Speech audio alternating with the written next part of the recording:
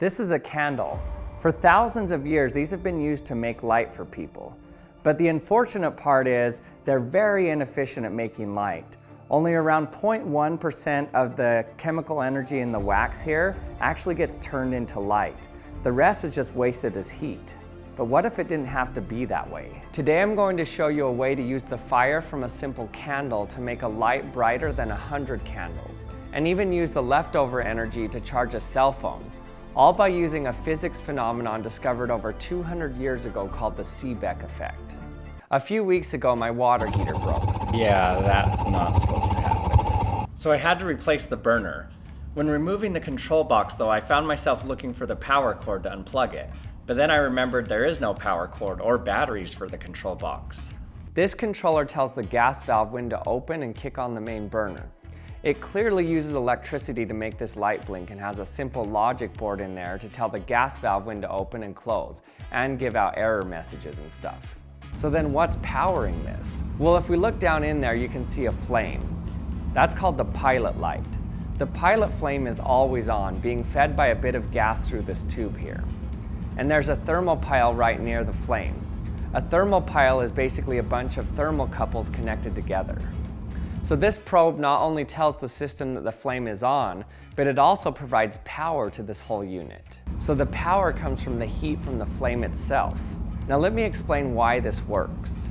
I have a piece of bismuth here and a voltmeter. Right now the bismuth is at the same temperature everywhere, so when I touch the voltmeter to the chunk, I get essentially 0 voltage. But something weird happens when I heat up one end of the chunk. Now I suddenly get a voltage. So I'm literally able to generate electrical energy simply by maintaining a temperature difference across the bismuth. And this happens to some degree with basically any conducting material. I just chose bismuth here because it has a relatively large Seebeck coefficient compared to most common metals. This was discovered in 1821 by the physicist Thomas Seebeck. He noticed that when you have two different metals joined together at both ends, and one side is hot and the other side is cold, there will be a measurable voltage in one of the wires. So in my experiment with the bismuth, what was my other metal? Well, it was the probes themselves. If I switch out the probe on the hot end for bismuth, then I don't measure any voltage. And the reason is because now you can picture that I'm ultimately just measuring the voltage between two cold ends of bismuth, because that's where my probes are touching. So I have a thermoelectric voltage change going from the cold to hot, but then I have the opposite voltage change going from hot back to cold around this loop.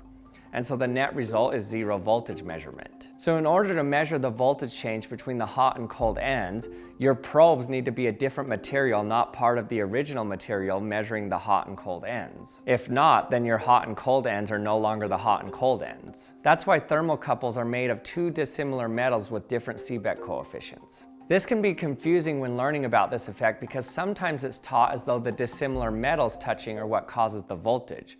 But in reality, the thermoelectric response comes from the temperature gradient through the materials. And that's what's happening in my water heater to electrically power the controller. So this leads to the next question.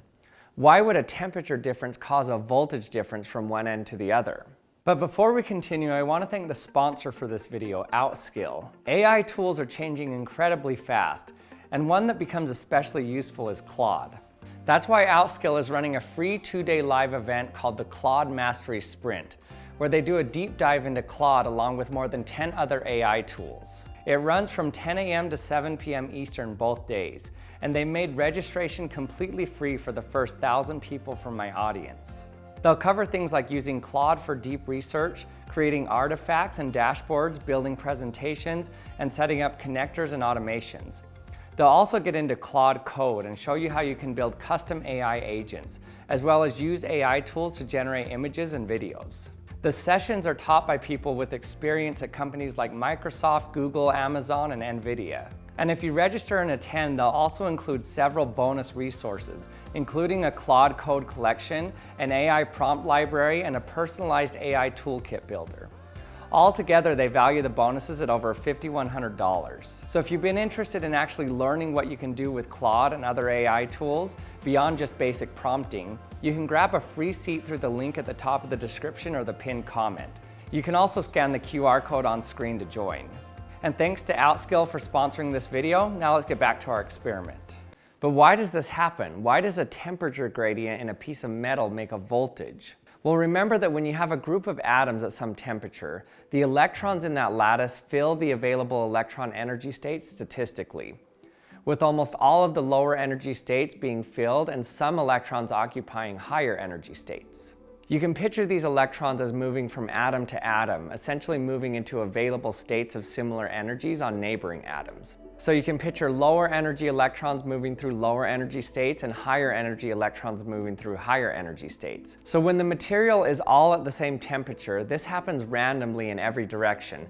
The electrons are constantly moving around and diffusing through the material. But overall, there's no bulk movement of electrons because everything balances out. But when you heat one end of the material, something interesting happens. You create more energetic electrons in that area that can fill the higher energy states.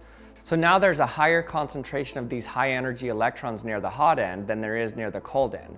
This means those higher energy electrons tend to diffuse away from the hot area toward the regions where there are fewer of them. At the same time, heating those electrons leaves behind empty lower energy states, which creates an opposing tendency for lower energy electrons to diffuse toward the hot region. So that means that if electrons at all these energies move throughout the material equally well, these two effects would cancel out. But the thing is, they don't necessarily move equally well.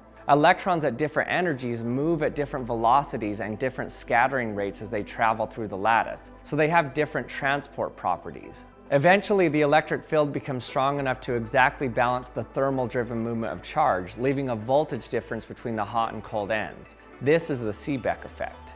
Now for thermocouples and even this chunk of bismuth, this effect is pretty small, so we're usually talking about millivolts. But this is a material called bismuth telluride, and it has a much larger Seebeck effect.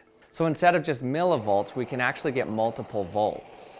These devices are called thermoelectric generators, or TEGs.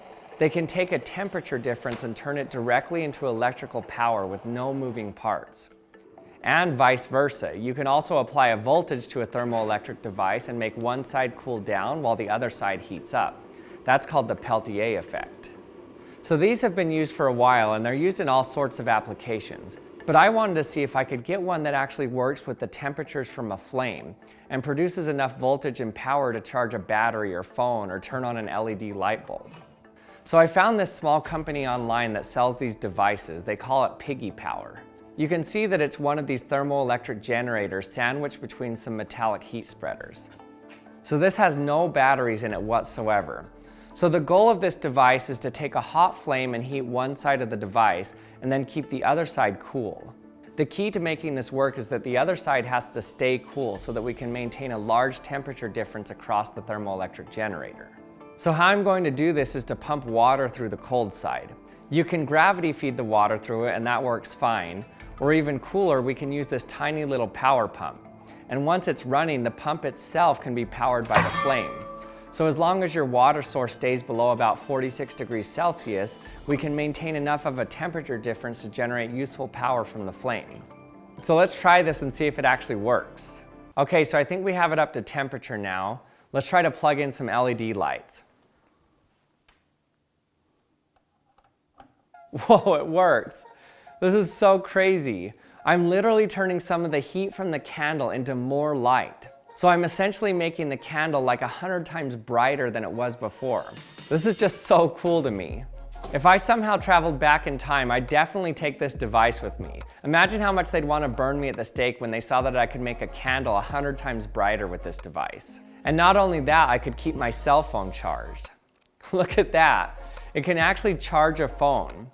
That's so cool that it can keep the current and voltage steady enough to charge a modern iPhone. All from the simple effect that I could show by heating a chunk of metal. I can think of so many scenarios where a device like this would be useful.